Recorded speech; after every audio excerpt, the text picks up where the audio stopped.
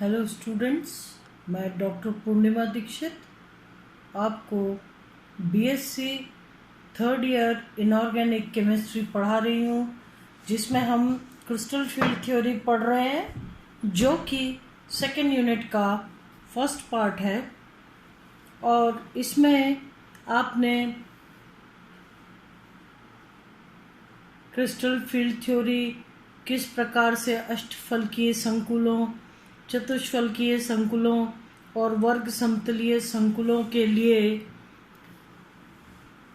CFT या crystal field theory के आधार पर एक्सप्लेनेशन किया जाता है, उनको समझाया जाता है। इसके बाद आपने पढ़ा कि किस तरीके से विभाजन कहीं तो अधिक होता है, यानी डेल्टा का मान अधिक आता है, कहीं कम आता है, पेयरिंग एनर्जी का मान अधिक होता है, कहीं पेयरिंग एनर्जी का मान कम होता है। यानी दो केस आपने पढ़े हैं।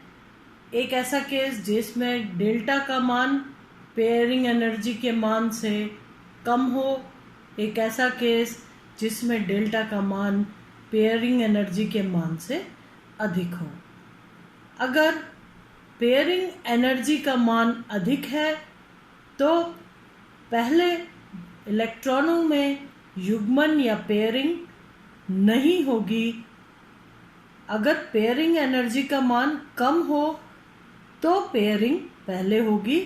अगर पेयरिंग एनर्जी का मान डेल्टा की वैल्यू से अधिक हो तो उच्च चक्रण के संकुल बनेंगे, यानी पहले इलेक्ट्रॉन्स की पेयरिंग नहीं होके उच्च ऊर्जा स्तर पर जाएंगे, फिर वापस एक एक इलेक्ट्रॉन्स सभी में भरने के पश्चात पेयरिंग शुरू होगी।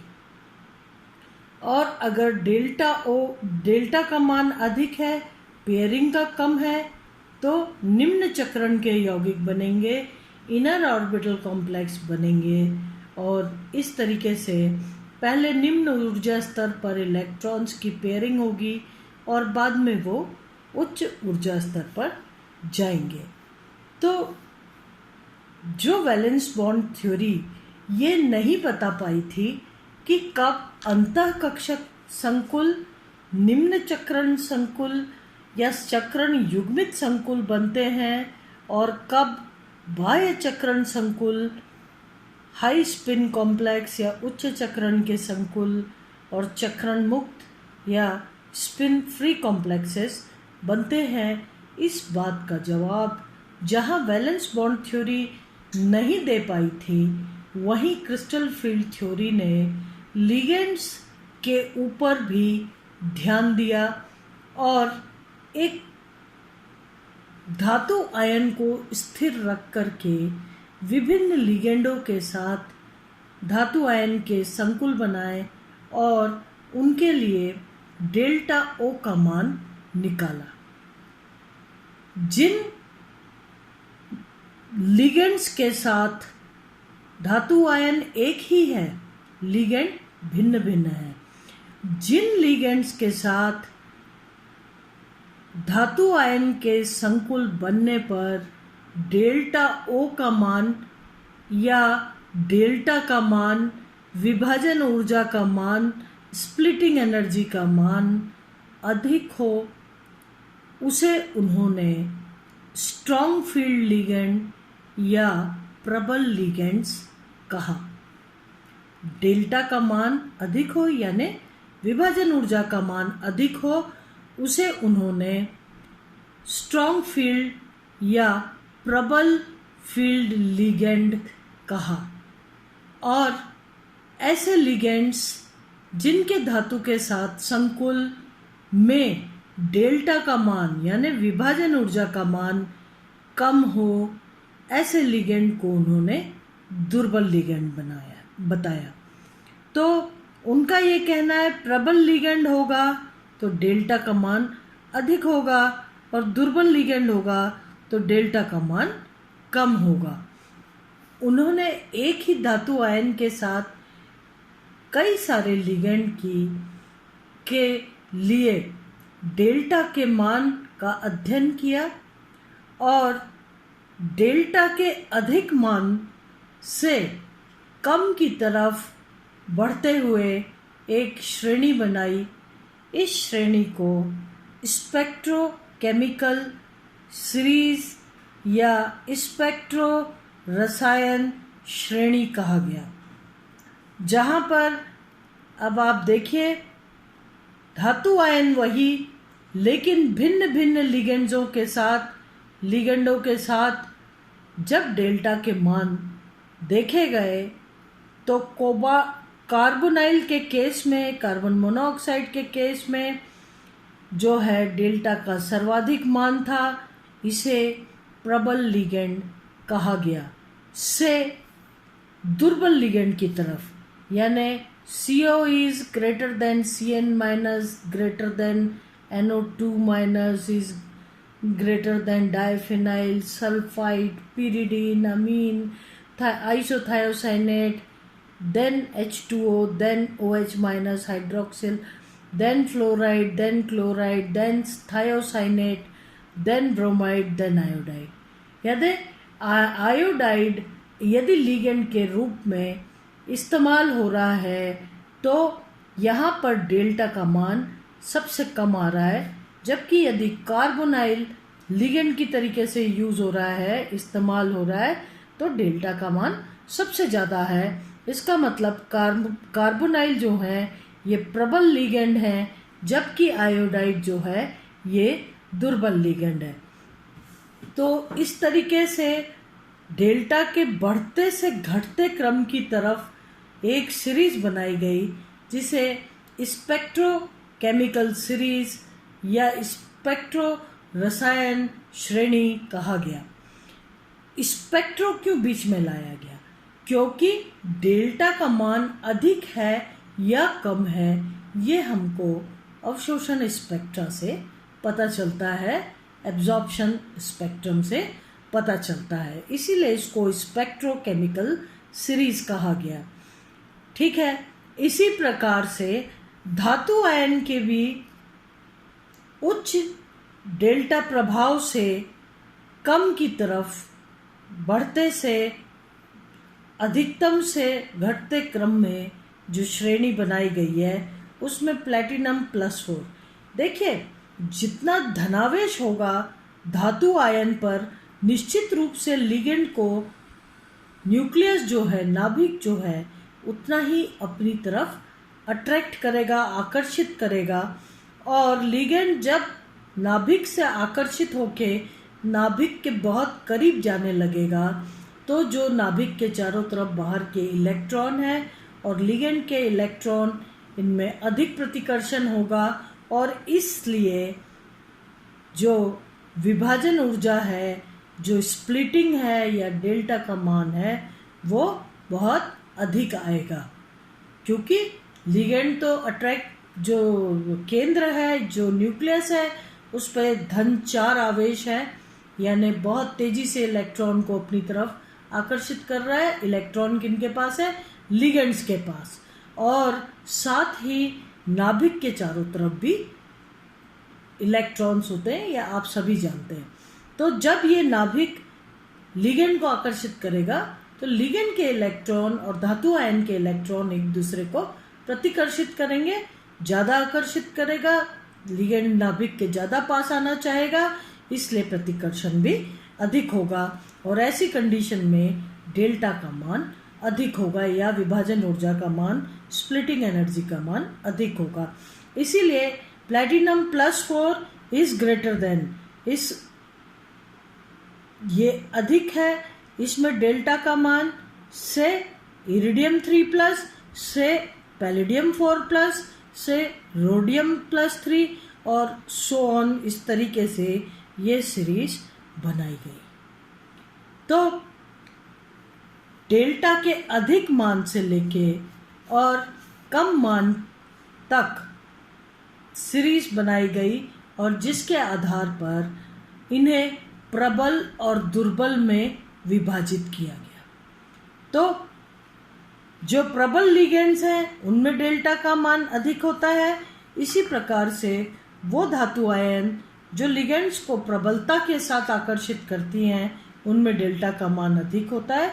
उनकी भी एक सीरीज बनाई गई।